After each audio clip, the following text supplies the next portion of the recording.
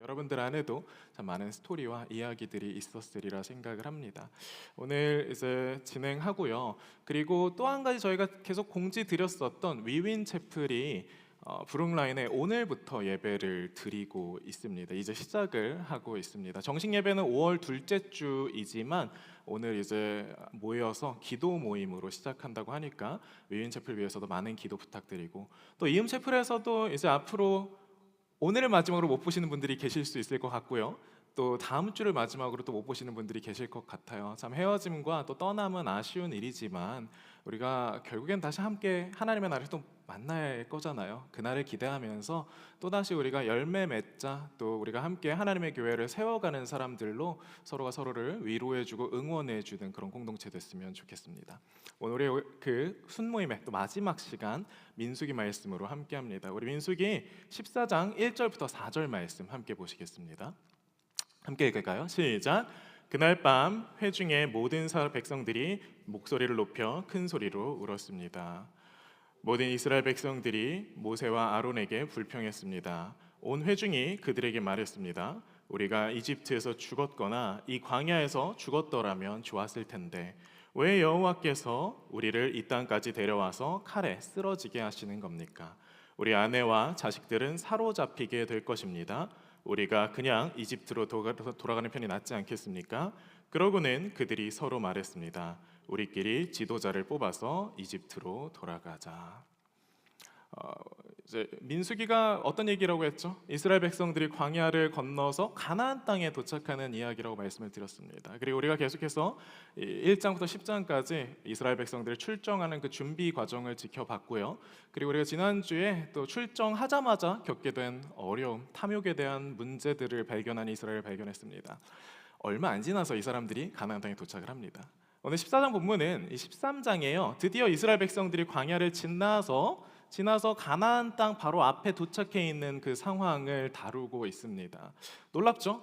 출발한 지 한 3장 만에 벌써 도착지에 도착을 한 거예요. 그런데 이 가나안 땅 앞에 도착한 이스라엘 백성들에게는요, 한 가지 큰 어려움이 있었습니다. 이 사람들이 가나안 땅을 앞에 두고 각 지파마다 한 사람씩 정탐꾼을 뽑아서 이 정탐꾼 12명을 가나안 땅으로 보내서 한번 살펴보라고 이야기를 합니다. 야, 저희가 하나님의 나라, 하나님께서 약속하신 그 맹세하신 땅이라는데 저희가 정말 어떤 땅인지 한번 우리가 가서 보자라고 하고 정탐꾼 12명이 가서 그 가나안 땅을 확인을 합니다. 그런데 이 사람들이 돌아오고 나서 이야기하는 그 보고가요, 둘로 갈려 있는 거예요. 한쪽은 우리가 저 땅에 절대 들어갈 수 없다. 저 땅에 들어가면 우리는 저곳에 정말 훈련받고 우리보다 거대하고 대단한 그런 아낙 자손들과 가나안 사람들에게 우리는 죽임을 당할 수밖에 없다라고 이야기를 하는 거예요. 그 당시 가나안 땅에는 정말 잘하고 엄청나게 거대한 그런 대단한 사람들이 많았다라고 이야기를 합니다. 아낙자손이라고 이야기를 하는데요, 일반적인 사람들보다 훨씬 체구가 건장하고 또 싸움에도 능했던 사람들처럼 보여요. 지금 이스라엘 백성들은 60만 명이 텐트에서 살고 있잖아요. 가나안에는 정말 잘 갖춰진 성벽을 갖고 있는 나라들이 여럿 있었습니다. 그러니까 지금 이 정탐꾼들이 보기에는 저 나라에 들어가서 우리가 과연 이길 수 있을까? 우리가 과연 저 가나안 땅에 들어간다라고 한들 우리가 저기에 지금 살고 있는 사람들과의 전쟁에서 승리할 수 있을까? 우리는 저기에서 전쟁을 했다가 질 것 같은데, 죽을 것 같은데 라는 두려움이 이제 엄습하기 시작을 한 겁니다. 이스라엘 백성들은 지금 훈련도 받지 않았고 체계적으로 어떤 군대가 있는 그런 집단도 아니잖아요. 그러니까 이스라엘 백성들이 느끼기에는 수적으로도 불리하고 또 우리가 느끼기에는 훈련의 질로 봤을 때도 불리하고 여러모로 우리가 계산해 봤을 때 저 땅에 들어갈 수 없겠다라는 생각이 드는 겁니다. 한쪽에서는 여호수아와 갈렙은 그 사람들에게 이야기를 합니다. 이 땅은 하나님께서 우리에게 주신 땅이다. 그러니까 우리가 저 땅 사람들의 어떠함을 보지 말고 우리가 하나님의 약속을 붙들고 나아간다면 분명히 그 하나님께서 우리를 승리하게 하실 거다라고 이야기를 합니다. 여러분, 우리가 어떤 문제를 볼 때 문제에 대한 것들은 사실 우리가 모두 다 동일하게 볼 수가 있어요. 어떤 문제가 있는지 우리가 눈으로 확인할 수 있고 우리가 실제 팩트로 우리가 계산할 수 있습니다. 그러나 그 팩트가 전부가 아니라는 것을 알아야 된다라는 거죠. 동일한 팩트가 가나안 땅에 있었습니다. 그들은 우리보다 강하고, 그리고 동일하게 이 두 그룹이 본 건 뭐냐면 이 땅이 누가 봐도 좋은 땅이라는 데엔 동의를 했어요. 이 두 가지는 팩트입니다. 그러나 이 땅을 그래서 우리가 들어가서 점령할 수 있을지 점령할 수 없을지는 철저히 사람들의 해석에 달려 있습니다. 같은 상황을 보고도, 같은 팩트를 보고도 그 팩트를 어떻게 해석하고 무엇을 믿을 것이냐에 따라서 그 가나안 땅에 들어갈 수 있고 들어갈 수 없고가 정해지더라라는 겁니다. 갈렙을 제외한, 여호수아와 갈렙을 제외한 나머지 정탐꾼들이 이렇게 말합니다. 그와 함께 올라갔던 사람들은 이르되 우리는 능히 올라가서 그 백성을 치지 못하리라. 그들은 우리보다 강하니라 라고 이야기를 합니다. 여러분, 이들의 말은 사실이죠. 그렇죠? 아까 제가 말씀드렸던 것처럼 이스라엘 백성들이 하나님의 말씀에 순종을 하게 된다면, 만약에 그 앞에서 순종을 함으로 가나안으로 우리가 들어가자, 그래서 사람들을 모아서 가나안 땅으로 진격하기 시작한다면 모두가 불보듯 뻔한 일이 벌어지게 된다라는 겁니다. 모두가 그 사람들에게 사로잡혀서 죽임을 당하거나 포로가 되겠죠. 우리가 이 땅 가운데에서도 마찬가지예요. 하나님의 나라를 우리는 믿어요. 그리고 우리가 하나님의 나라를 이뤄야 한다라고 우리는 알고 있어요. 그리고 그 하나님의 나라가 가장 아름답고 우리가 추구해야 될 이상이라는 것 또한 압니다. 근데 이게 교회에서 이렇게 말씀 듣고 우리가 머리로 생각하고 서로 믿는 사람과 나눌 때는 아, 그래, 우리 그렇게 살아야지 라는 게 되는데, 정작 우리가 그 상황에 맞닥뜨리면 사실 우리의 모습이 이 정탐꾼과 같은 모습일 때가 많다라는 거예요. 제가 작년 1월에 한국에 갈 일이 있어서 잠깐 다녀왔습니다. 할아버지가 돌아가셨었거든요. 그래서 할아버지 이제 장례를 치르러 들어갔었어요. 근데 할아버지 장례를 치르자마자 그 다음 주에 무슨 일이 있었냐면 교통사고가 납니다. 교통사고가 났어요. 이게 왕복 4차선 도로였는데 제가 차 한 대를 앞에 두고 그 뒤를 이제 따라가고 있었어요. 옆에 이제 차선이 하나 더 있는 거죠. 근데 그 차가 갑자기 급브레이크를 밟는 거예요, 바로 앞에서. 그래서 제가 그 차를 급브레이크 밟는 거 보고 피해야겠다 생각하고 확 브레이크를 밟으면서 돌았는데, 근데 거기에서 지나오시던 할아버지 한 분을 제가 쳤습니다. 사람을 쳤어요. 충격적이죠. 할아버지가 부딪히고 본네트 위로 올라오셨다가 굴러 떨어지시는 그런 일이 있었습니다. 되게 당황스럽기도 하면서 되게 무섭더라고요. 왜냐하면 몇 가지가 있어요. 첫 번째는 제가 그 차를 미국에 와 있는 동안 이제 아는 청년부 동생한테 그 차를 줬었습니다. 줬어요. 그러니까 보험이 들어 있는데 그 친구가 책임 보험으로 들어 있기 때문에 제가 이번에 그때 한국에 가서 했던 일 중에 제일 먼저 했던 일이 보험을 해지하는 거였어요. 제가 갖고 있었던 보험을 해지하고 책임 보험만 갖게 변경하는 거였습니다. 그걸 언제 했냐면 바로 사고가 나기 바로 그 전날 했어요. 그러니까 보험으로도 이제 커버가 안 돼. 원래 운전자 보험 그리고 자동차 보험 다 있었거든요. 다 해지한 그 다음 날. 또 한 가지는 이 차를 그 친구한테 줬는데 블랙박스를 떼놓은 거예요. 왜 떼놨는지 모르겠어요. 근데 블랙박스가 원래 있었는데 없어요. 그러니까 제 입장에서는 약간 좀 억울할 수 있잖아요, 그렇죠? 앞서가던 차가 있는데 그 차를 피한다고 피했는데 무단횡단하시던 할아버지를 그냥 쳐버린 거니까 하늘이 이제 깜깜해지더라고요. 그리고 그 옆에 있던 차는 야속하게도 그냥 쌩하고 가버렸고 주변엔 CCTV도 아무것도 없고 되게 감사하게도 할아버지가 갑자기 일어나시더니 제가 차를 문 열고 내리니까 자기 괜찮다고 가라고 말씀을 하시는 거예요. 그러니까 이 할아버지도 너무 이렇게 마음이 착하신 분이신 거예요. 그러니까 이렇게 젊은 친구가 운전하다가 갑작스럽게 이렇게 내가 무단횡 횡단을 해서 사고가 나니까 이걸 어떻게 해야 되나, 그냥 가면 좋겠다라고 얘기를 해주시는 거예요. 저는 진짜 가고 싶었습니다. 그 말 듣고 할아버지한테 할아버지 진짜 괜찮으시면 여기 서명 좀 해달라 그러고 가려고 했었어요. 왜냐하면 여러분 생각을 해보세요. 제가 미국에서 잠깐 와 있었잖아요. 그래서 저는 그때 EM채플에서 파트로 사역을 하고 있었고 다시 나는 돌아가야 되는데 여기에서 이 할아버지 이렇게 말씀하신다 그래도 할아버지의 다른 가족들이 만약에 정말 나쁜 사람들이라면 정말 제가 엄청난 위험과 위기에 처할 수 있다라는 것들이 직감이 되었기 때문에 그래요. 할아버지를 그대로 모시고 간다라는 거는 저는 사실 모든 것들을 미국으로 다시 돌아올 수 있는 기회나 그런 조건들을 다 내려놓아야 할 수도 있겠다라는 생각들이 드는 거예요. 더군다나 사람을 친 거잖아요. 사람을 치면 잘못하면 형사 고발까지도 들어가게 됩니다. 블랙박스도 없고 증인도 아무도 없는 그 상황에서 감옥에 가야 될 수도 있고 그리고 돈을 합의금을 얘기를 하면은 수억 원을 내야 될 수도 있는 그런 상황이에요. 제가 목사예요. 목사인데 정말 고민이 많이 되더라고요.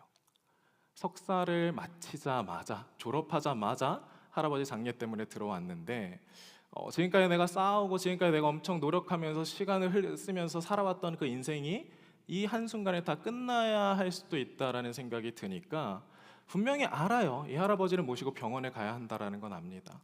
근데 고민이 되더라라는 거예요. 뭐 결국은 할아버지 모시고 병원에 갔었고 또 어떻게 잘 해결이 됐으니까 제가 지금 여기에 있는 거겠죠. 여러분 우리가 신앙생활을 한다라는 거 말로는 쉽습니다. 말로 하는 거 쉽고 우리가 신앙생활 한다라는 거 우리가 교회에 와서 찬양하기는 쉽습니다. 정말 좋은 음악과 정말 감정적인 이런 분위기와 좋은 사람들 사이에서 신앙생활하는 거 쉽습니다. 그러나 저는 우리 신앙인들, 우리 교회가 능력이 없는 건 여러분 우리가 이 삶을 세상에서 살아내고 있지 못해서라고 생각을 해요. 믿는다라고 이야기를 하지만 정말 믿음의 시험이 찾아왔을 때 우리가 그 하나님의 말씀 가운데 순종하기보다는 나를 바라보게 되더라라는 거예요. 여러분 이스라엘 백성들은 지금 문제가 뭡니까? 들어가고 못 들어가고를 스스로가 정하고 있는 거예요. 하나님은 들어갈 수 있다라고 말씀하십니다. 하나님 들어가야 한다라고 말씀을 하십니다. 가나안 땅에 너희가 들어가서 저 땅을 차지할 거다라고 말씀을 하셔요. 그런데 이스라엘 백성들은 하나님 우리가 그런 방법으로 살아간다면 하나님 우리가 하나님의 나라에 들어가기 직전에 그냥 그 전에 우린 다 몰살당한 겁니다. 라고 이야기를 하는 거예요. 여러분 그러나 하나님의 사람들은 가능성을 바라보지 않습니다. 내가 어떻게 해야 더 살아남을 가능성이 많은가? 내가 어떻게 해야 승리할 가능성이 많은가를 바라보지 않습니다. 하나님의 사람들은 어려움과 쉬운가가 아니라 해야 할 일을 생각하는 사람들이라는 거죠. 그게 삶을 가치 있게 사는 방법이고요. 그거 하나면 됩니다. 여호수아와 갈렙은 그들도 분명히 두려웠겠죠. 이 가나안 땅을 보고 왔는데 그들이 훨씬 더 우리보다 나은 군대라는 거 여호수아와 갈렙도 알았을 겁니다. 그러나 여호수아와 갈렙은 그 가운데에서 자신들 이스라엘 백성들의 자격과 조건을 보지 않습니다. 대신 이들은 무엇을 붙드냐면요, 하나님의 말씀이 어디에 있는지를 확인합니다. 그들이 봤을 때 하나님의 말씀이 분명히 저 가나안 땅에 있다면 우리의 눈에는 불가능해 보이더라도 하나님의 말씀에 순종하며 나아가야 한다라는 겁니다. 여러분 하나님의 나라를 어떻게 우리가 들어갈 수 있겠습니까? 하나님의 나라는 결국 하나님의 능력을 의지하는 사람들이 들어갈 수 있는 곳입니다. 나의 능력을 의지하는 사람들은요 결국 들어갈 수가 없어요. 마지막에 결국 여호수아와 갈렙은 이 가나안 땅에 들어가는 데 성공하지만 나머지 이스라엘 백성들은 가나안 땅에 들어가지 못하게 됩니다. 그리고 오늘 말씀에 그 이유가 나오죠. 이제 뒤에 말씀에 보면 하나님께서 이스라엘 백성들에게 이렇게 이야기를 합니다. 나의 귀에 들린 대로 내가 그들에게 행하리라라고 말씀하십니다. 여러분 우리가 왜 믿음을 가져야 합니까? 왜냐하면 사람은 자기가 믿는 만큼 살 수 있기 때문에 그렇습니다. 사람은 자기의 믿음을 따라서 살아가는 존재들이고요. 꼭 그 믿는 믿음만큼만 살아갈 수 있게 돼요. 그들이 생각하기에 우리가 능력이 없습니다라고 믿었기 때문에 그들이 생각하기에 우리는 저기에 들어갈 수 없다라고 믿었기 때문에 이 사람들은 가나안 땅에 들어갈 수 없었던 거고요. 여호수아와 갈렙은 우리가 아니라 하나님께서 들어갈 수 있다라고 말씀하셨기 때문에 그 하나님의 능력에 따라서 이들은 들어갈 수 있게 되더라라는 거죠. 우리가 믿음이 작았을 때 여러분 우리의 믿음 그리고 우리가 믿음을 타협하고 살 때 우리는 하나님께 오해하는 것들이 있는데, 주님 그래도 요 정도의 믿음은 되지 않아요? 주님 그래도 제가 신앙생활 하는데 완전히 하나님을 따르기보다는 요만큼만 가지고 하나님 따르는 거 괜찮지 않아요? 라고 우리는 흔히 타협을 합니다. 그렇죠? 우리가 삶을 살면서 우리의 목숨을 걸고 우리의 모든 것들을 걸기에는 부족하고 모자라고 겁이 나기 때문에 우리는 하나님의 말씀 앞에서 타협을 한다라는 거예요. 그런데 여러분, 하나님을 믿는 믿음은 우리의 실천으로 드러나게 됩니다. 그러니까 우리가 믿으면 믿는 만큼 우리는 살 수 있는 거예요. 이스라엘 백성들이 지금 가나안 땅 앞에서 이들은 하나님을 믿지 못하기 때문에 이 가나안 땅에 들어갈 수가 없게 되더라라는 겁니다. 각 사람의 행위는 그 각 사람의 믿음을 드러내는 거고요. 10명의 정탐꾼들은 그들이 무엇라 말해도 결국 그들의 행위에는 믿음을 찾아볼 수가 없는 거예요. 이런 믿음은 나의 삶에서 드러나야 합니다. 그리고 그 믿음이 드러나지 않는 사람은 누가 뭐라고 이야기한들 우리는 하나님의 나라에 들어갈 수가 없습니다. 내가 아무리 공부를 열심히 했습니다, 성실히 했습니다라고 이야기를 해도 여러분 점수가 안 되면 좋은 학교에 들어갈 수가 없는 거예요. 그렇죠? 내가 아무리 이 분야에, 이 전공에, 이 일에 진심입니다라고 내가 아무리 말을 해도 내가 그걸 실력으로 증명하지 못하면 들어갈 수가 없는 거예요. 여러분, 하나님의 나라도 마찬가지입니다. 여러분 착각하지 말고 오해하지 마세요. 하나님께서 우리가 막 그래도 이렇게 조금만의 믿음이 있으면 그걸 가지고 하나님께서 괜찮다 하시겠지? 아니에요. 여러분들이 잘못 살면 여러분들의 인생은 지옥이 되고요, 여러분들이 잘 살면 여러분들의 인생은 천국이 될 겁니다. 하나님은 하나님의 귀에 들린 대로 여러분들이 행한 대로 갚으시는 분이시기 때문에 그렇습니다. 이스라엘 백성들이 결국에는 가나안 땅에 들어가는 데 실패한 이유도 마찬가지입니다. 하나님께서는 그들의 행동을 있는 그대로 갚으셔요. 그러니까 하나님이 이것만 봐주세요, 이것만 봐주시면 안 돼요 라는 게 통하지 않는다라는 이야기죠. 우리 중에 그러면 하나님의 나라에 들어갈 수 있는 사람은 누가 있을까요? 그렇죠? 저보다 물론 신앙심이 더 깊고 정말 삶 가운데에서 죽음을 무릅쓰고 실천하며 살아가시는 분들도 있을 거라 저는 믿습니다. 그러나 그 신앙이 완벽한지 아닌지는 본인도 잘 아실 거예요. 그렇죠? 이 말씀을 듣는 우리는 그러면 누구입니까? 10명의 정탐꾼입니까? 아니면 여호수아와 갈렙입니까? 너무나 많은 신앙인들이 착각하는 게 나는 여호수아와 갈렙이라고 생각을 해요. 여기까지 이야기를 듣고도 여전히 그래도 나는 그래도 여호수아와 갈렙이지. 나는 어렸을 때부터 그래도 신앙생활을 열심히 해왔고 나는 하나님의 말씀 잘 따르려고 노력했고 교회에서 봉사도 많이 했고 기도도 많이 했고 하나님의 말씀도 내가 몇 독을 했고 내가 신학적으로 얼마나 많은 지식을 갖고 있고 라고 생각하면서 그럼에도 불구하고 나는 갈렙과 여호수아가 되기 위해 애쓸 거야, 나는 갈렙과 여호수아일 거야 라고 생각한다면 여러분 그렇지 않습니다. 사실 그렇게 생각하는 것 자체가 문제라는 거예요.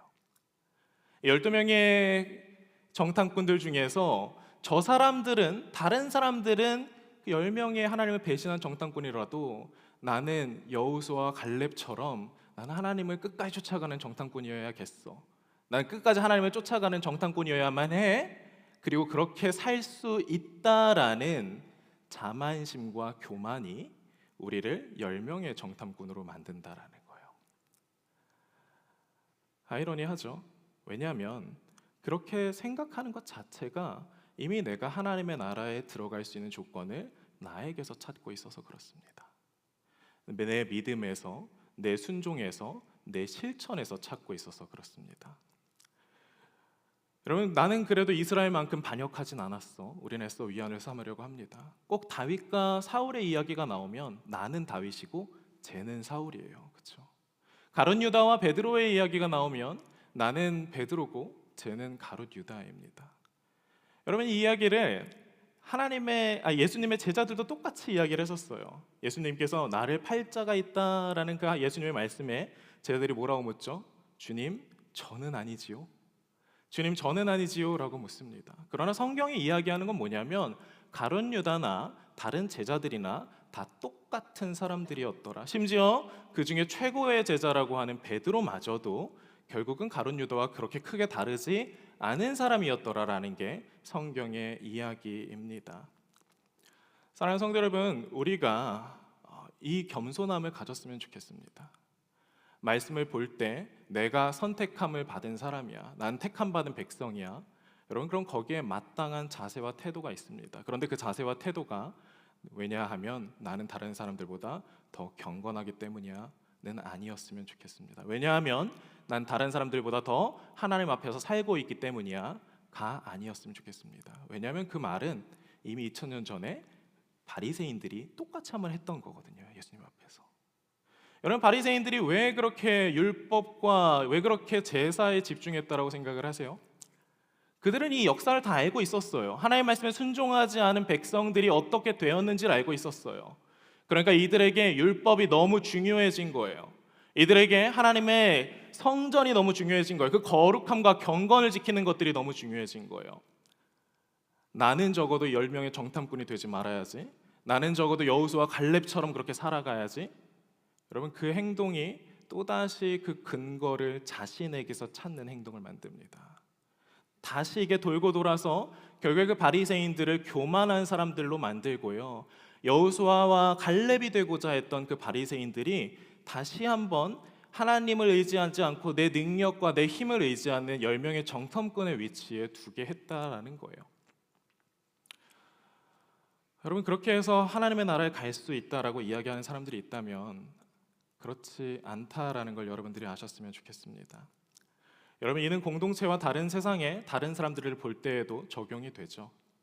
나의 기준을 바라보는 사람, 내가 하나님의 나라에 갈 수 있는 기준이 있다라고 생각하는 사람은, 내가 하나님의 나라에 적합하다라고 생각하는 그런 사람은 다른 사람들을 정죄의 눈빛으로 바라볼 수밖에 없어요.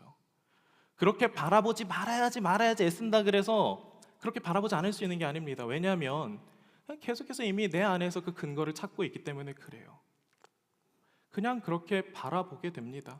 그저 조금 더 내가 그 사람들을 위한다면, 내가 좀 더 겸손한 척을 하자면 그 허들을 낮춰주려고 할 뿐, 낮추는 것밖에 없어요. 그래도 뭐 매일 술 먹는 것만 아니면 돼. 그래도 가끔 술 먹기만 하면 그 정도는 괜찮은 것 같아.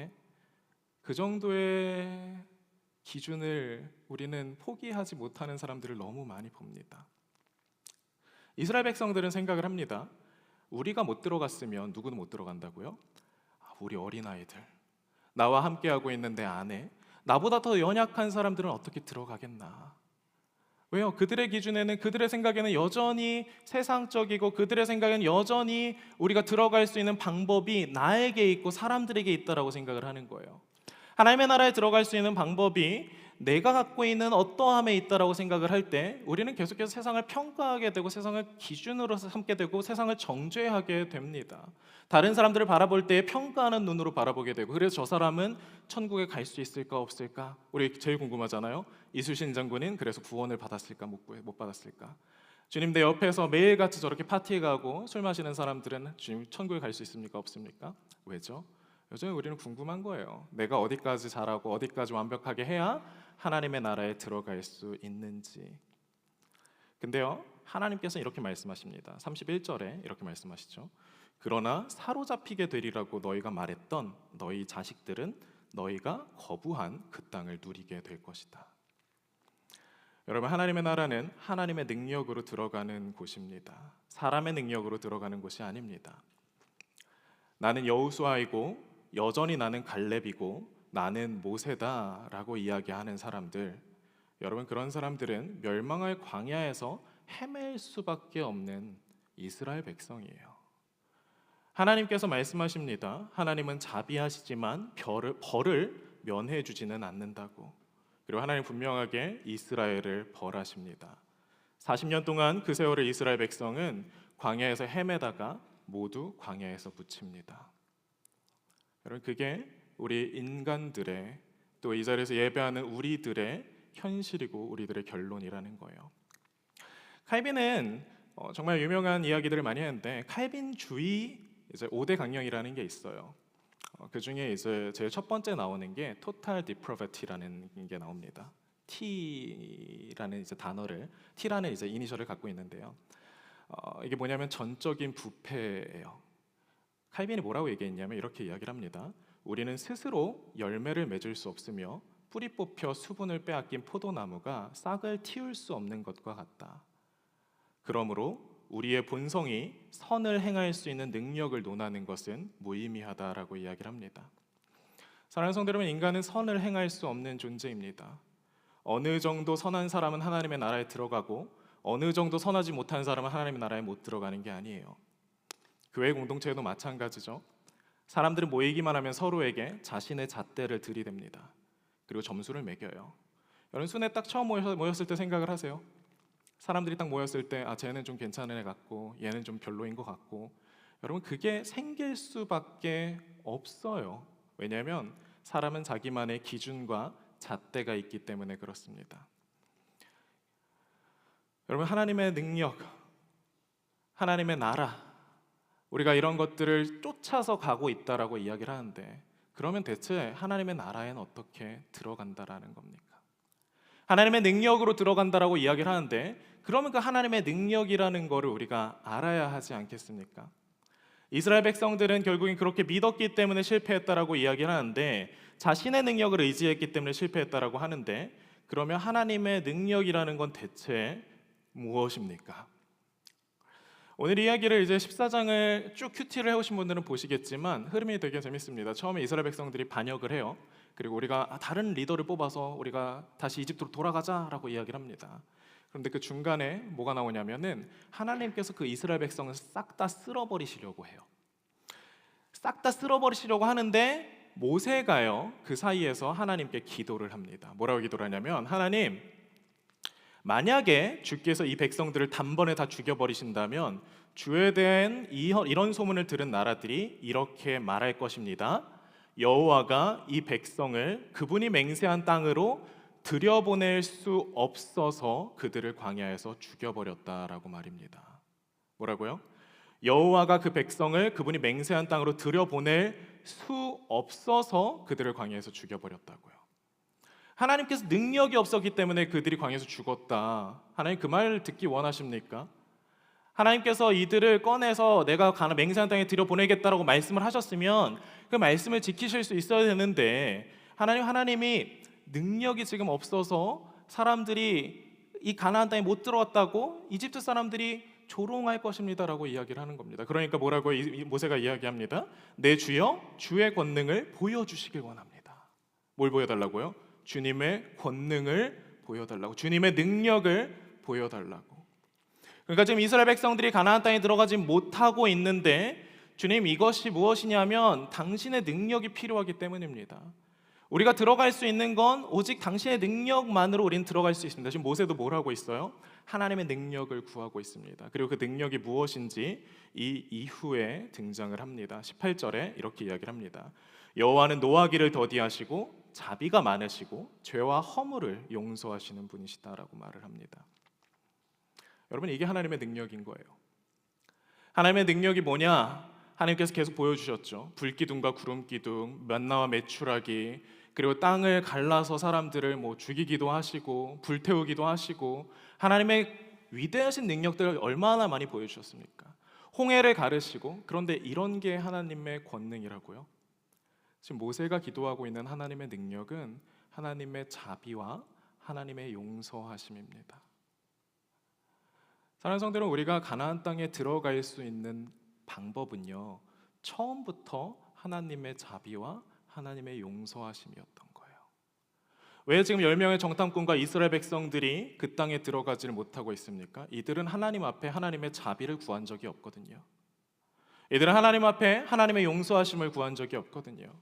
하나님의 이 자비하신 능력을 이 사람들은 구해본 적이 없거든요. 나의 능력을 의지하고 있었기 때문에 내 능력 정도면 그래도 갈 수 있겠지, 좋은 곳을 선택할 수 있겠지라고 생각을 했기 때문에 이스라엘 사람들은 하나님께 자비를 구하지 않습니다. 그러나 여호수아와 갈렙 그리고 모세는요, 하나님께 하나님의 능력을 구합니다. 하나님의 자비를 구하고요, 하나님의 용서를 구합니다. 그리고 모세가 강력하게 믿는 건 뭐냐면 바로 그 하나님의 자비와 용서가 이 백성들을 가나안 땅으로 이끌어 갈 수 있다라는 거예요. 이 순종하지 않는 백성들, 이 이스라엘 백성들을 구원할 수 있는 유일한 방법은 하나님의 권능인데, 그 하나님의 권능이 하나님의 자비와 하나님의 용서라는 이야기입니다. 신학자인 아서 핑크는 이렇게 이야기를 합니다. 인류의 타락은 하나님의 무한한 인내를 드러낸다. 여호와는 노하기를 더디하시며 권능이 크시다. 여러분, 이제 좀 퍼즐이 맞춰지시나요? 하나님의 나라에 누가 들어갈 수 있다고요? 여러분, 이건 예수님께서 오셔서 모든 걸 뒤바꾸신 게 아니에요. 예수님은 오셔서 하나님께서 처음부터 뭐라고 말씀하셨는지를 다시 한번 확인시켜 주신 거예요. 처음부터 가나안 땅에 들어갈 수 있는 방법은 이스라엘의 경건함도 아니었고요. 처음부터 하나님의 나라에 들어갈 수 있는 방법은 이스라엘의 군사적인 능력도 아니었습니다. 얼마나 그들이 공동체로서 대단하고 우월한 모습을 보였는지가 아니었어요. 하나님의 나라는요, 자비를 구할 수 있는 사람, 그리고 그 받은 자비를 기억하고 자비를 베풀 수 있는 사람이 들어가게 됩니다. 여러분, 그 자비가 필요하다라는 걸 아는 사람들만 하나님의 나라에 들어갈 수가 있는 거예요. 하나님의 나라는 어린아이와 같은 이들이 들어갈 수 있다고 이야기를 합니다. 무슨 말이죠? 하나님의 자비가 필요한 사람들이라는 뜻입니다. 나는 죄인이고 오직 하나님만을 바라보는 사람들. 누가복음에 예수님께서 유명한 이 비유를 통해서 하나님의 나라에 들어갈 수 있는 것이 무엇인지를 보여주십니다. 누가복음 18장 9절에서 14절입니다. 우리가 이 말씀 함께 읽었으면 좋겠습니다. 같이 읽겠습니다. 시작. 자기가 의롭다고 생각하며 다른 사람들을 업신여기는 몇몇 사람들에게 예수께서 이런 비유를 들려주셨습니다. 두 사람이 기도하러 성전에 올라갔다. 한 사람은 바리새파 사람이었고 또 한 사람은 세리였다. 바리새파 사람은 서서 자신에 대해 이렇게 기도했다. 하나님, 저는 다른 사람들, 곧 남의 것을 빼앗는 사람이나 불의한 사람이나 간음하는 사람과 같지 않고 이 세리와도 같지 않음을 감사합니다. 저는 일주일에 2번씩 금식하고 얻은 모든 것에 11조를 냅니다. 그러나 세리는 멀찍이 서서 하늘을 쳐다볼 엄두도 내지 못하고는 가슴을 치며 말했다. 하나님, 이 죄인에게 자비를 베풀어 주십시오. 내가 너희에게 말한다. 이 사람이 저 바리새파 사람보다 오히려 의롭다는 인정을 받고 집으로 돌아갔다. 누구든지 자기를 높이는 사람은 낮아질 것이요 자기를 낮추는 사람은 높아질 것이다. 하나님께서 의롭다라고 말씀하신 것은 바리새인이 아니라 세리였습니다. 왜 그렇습니까? 똑같아요. 바리새인은 하나님께 자비를 구한 적이 없거든요. 내 능력으로 하나님의 나라에 들어갈 수 있다고 믿었거든요. 그러나 세리는 하나님을 바라봅니다. 자비를 구하는 사람은 하나님의 나라에 들어가고 자비를 필요로 하지 않는 사람은 하나님에 들어갈 수 없는 것입니다. 사랑하는 성도는, 우리가 열심히 신앙생활 해온 거 압니다. 그렇죠? 순 모임 해오시면서 또 1년 동안 말씀 듣고 묵상하면서, 그래서 여러분 그동안 무엇을 이 자리에서 성장시켜 오셨습니까? 여러분들 이 가운데에서 1년 동안 얻어가시는 게 무엇입니까? 1년 동안 공부하고 신앙생활하고 순모임 했으면 뭔가 잘하는 것들이 있어야 되잖아요. 그렇죠? 뭔가 얻어가는 게 있어야 되잖아요. 유익이 있어야 되잖아요. 그게 무엇이었습니까? 저는 그게 나의 존재를 확인하는 일이었으면 좋겠고요. 내가 얼마나 부족하고 내가 얼마나 사람을 사랑할 줄 모르는 사람인지, 또 내가 하나님 아버지 앞에 얼마나 내가 무능력한 존재인지를 깨달아가는 과정이었으면 좋겠습니다.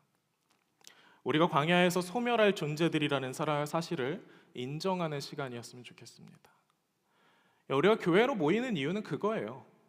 내가 하나님 앞에 얼마나 큰 죄인인지, 또 하나님과 비교했을 때 얼마나 우리가 썩어질 자들인지를 보고 확인하는 것들. 내가 하나님의 나라를 소망하고 하나님을 만나기를 원하지만 사실은 그 하나님을 알 수 있는 방법조차 없었다라는 사실을 아는 사람들이라는 거. 여러분, 그것들을 깨닫는 게 우리 신앙생활의 첫 번째 스텝이 됐으면 좋겠습니다. 그렇기 때문에 우리는 갈렙과 여호수아가 아니라 우리는 10명의 정탐꾼입니다.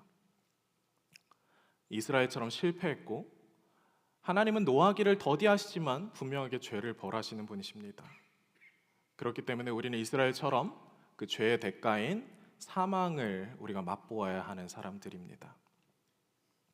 우리가 우리의 죄를 인정한다라는 거, 우리가 하나님 앞에서 하나님 우리가 문제가 있는 사람들입니다, 나를 구원해 주십시오라고 하면서 세리의 기도를 한다라는 건 내가 하나님의 나라에 적합하지 않은 사람입니다라는 사실을 인정하는 것이에요.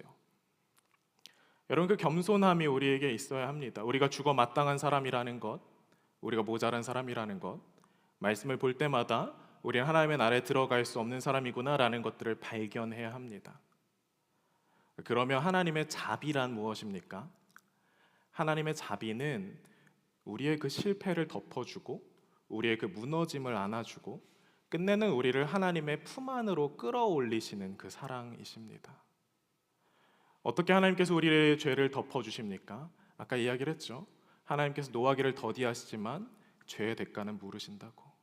우리가 이렇게 삶을 살아갈 때 믿음 없이 살아가면 무엇이 되냐면, 믿음 없이 살아가면 우리는 하나님의 나라에 들어갈 수가 없다니까요.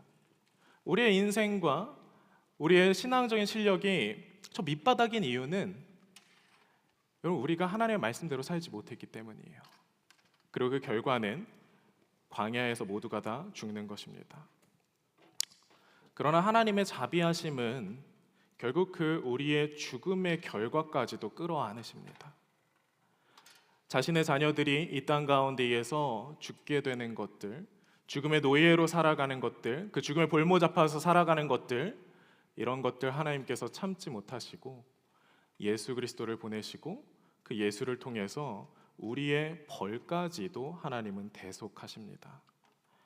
마땅히 죽어야 할 우리가 하나님의 나라에 들어가지 못하고 광야에 엎드러져야 할 우리가 우리를 대신해 우리의 십자가를 지신 그 예수 그리스도 때문에 그 죄의 대가가 모두 탕감되었다라는 거, 여러분, 그게 우리 하나님께서 우리에게 보이신 자비이십니다.